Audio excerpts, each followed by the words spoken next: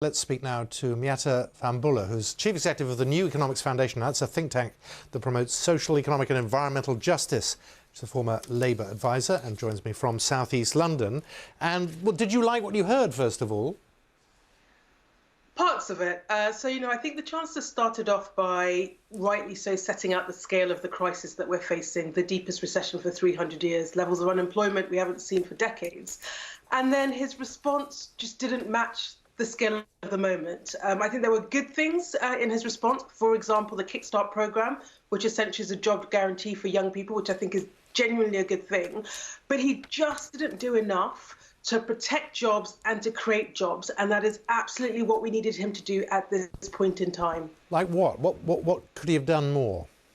So, if I were him, I think he should have extended the furlough scheme for sectors that, with all the will in the world, because of social distancing, because of restrictions that have been put in place in order to control the pandemic, won't be back up on their feet. And he should have extended the scheme for them. I think the second thing, to create jobs, he talked about a £3 billion investment in things like energy efficiency, home insulation.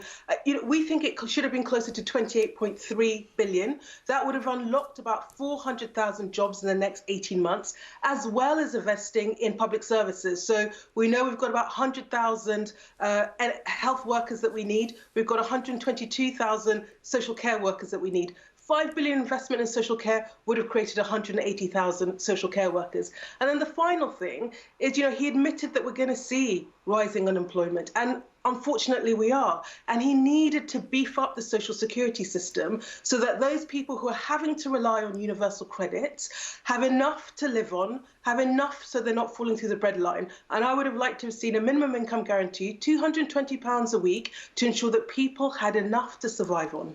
On the furlough scheme, Miatta, I'll just quote him. He said, leaving the furlough scheme open forever gives people false hope that it will always be possible to return to the jobs they had before. And the longer people are on furlough, the more likely it is their skills could fade and they will find it harder to get new opportunities. He's right, isn't he?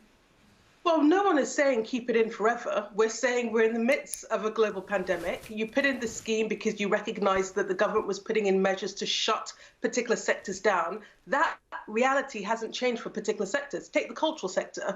It is still closed. So it makes absolutely no sense to have decided, a few months ago that it was right to intervene when you're asking sectors to close down, and for that not to be the case now. So, the logic doesn't hold for me. And, both in terms of extending it, but also the thing he could have done was to provide flexibility. So for certain sectors where well, actually, it's unlikely that we're going to see the same number of jobs, combine that with training and retraining in order to be able to move people from the jobs that they're in into the jobs that you're trying to create. But what about the emphasis being on getting people out spending again? Isn't that the right way to get the economy back on its feet? Well, so, if you take, for example, the cut to VAT and the food discount, what that's trying to do is to get us to spend. But it misses the point that the difficulty that the hospitality industry is facing is partly because people are nervous about spending and nervous about going out because of the virus. And if they're nervous about going out, 50% discount isn't going to change their mind. The other thing is, for many businesses in hospitality, the reality is because of social distancing, even with the 1 metre rule, they cannot operate at full capacity. Some are having to operate at 30%, 40% less capacity. So have all the VAT... Oh, that's a shame. I think we've lost... problem, which is why... Sorry, I interrupt you because we lost you. You froze for a moment, so now I've got you back and you're moving fully. Let me just... You finish your point. So my point was, for those sectors where your issue is capacity, those businesses having a cut to VAT is not going to help them out. So it's an expensive measure. It's right that they were trying to target it, but I don't think they got the right policy solution.